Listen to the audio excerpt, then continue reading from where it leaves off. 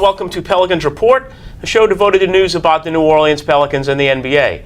I'm Jimmy Smith, Pelicans columnist for NOLA.com and the Times-Picayune, and I'm joined today by Pelicans beat writer John Reid. And John, the Pelicans face a tough task on Tuesday night in Sacramento, the second of a back-to-back after a tough loss the night before in Portland, and they found a way to beat the Kings with the help of another big third quarter. Yeah, they did. I mean, they've been playing consistent in the third quarter all season. I also thought they played excellent in the fourth quarter compared to what happened in Portland. But Ryan Anderson played big in that for the entire game, but particularly in the fourth quarter when he scored like 15 of his 22 points.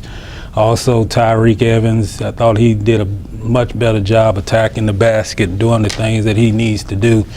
Had a struggle in the first half, but really came on, and that was a big shot he made toward the end over DeMarcus Cousins. That basically was the game-winning shot. But offensively, I think it was big for them to go back in a hostile environment and coming off of the night before with that tough loss like that, to come back in there and really punch a team that's rising in the Western Conference. DeMarcus Cousins is similar to Anthony Davis, a young emerging player, and they had a lot of weapons on that team that I thought they did down the stretch in the fourth quarter. That defense kind of really came through for them to get stops they needed and rely on Anthony Davis. They got the ball more to Anthony Davis in the fourth quarter than they did against Portland.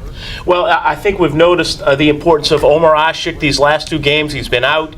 They had difficulty matching up against DeMarcus Cousins with Anthony Davis, Ryan Anderson, and Alexei Ajinça. And I really think that points out how important Omer Asik is going to be to this team this year. He's very important, probably more on the defensive side than offensively. But I said that I really didn't like the Ryan Anderson matchup against DeMarcus Cousins. I mean, Ryan is that stretch forward player, and he's not known for banging and pounding in the post, and you're looking at a guy that probably was outweighing about like 45 pounds, which is DeMarcus. But and that's out of necessity. I think Monty really is not that confident in Ajinça right now. I mean, with the foul situation, and he had to go with what he went with, and it didn't backfire as much as it did in Portland, because I thought that was a difference in that game. But Omer means a lot to this team. I mean, they rely on him a lot. He's a great rebounder. He's a shot blocker. He's a rim protector.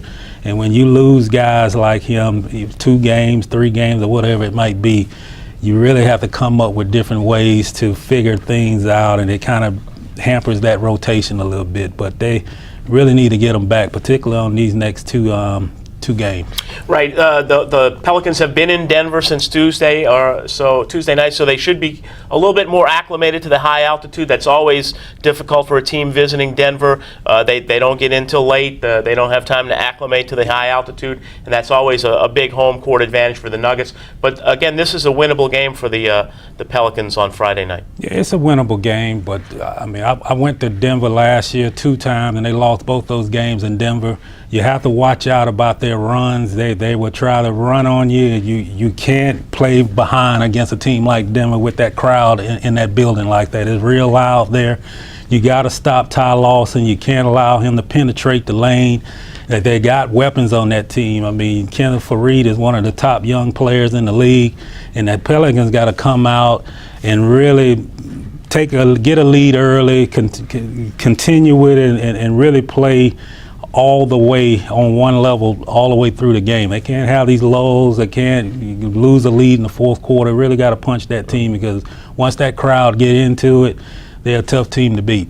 Okay, Friday night in Denver, Saturday night in Utah. John, travel safely to those games, and thanks for stopping by today. Thank you. That wraps up today's show. Join us on Tuesday when we look back at the games against the Nuggets and Utah. I'm Jimmy Smith. Thanks for watching, and we'll see you next time.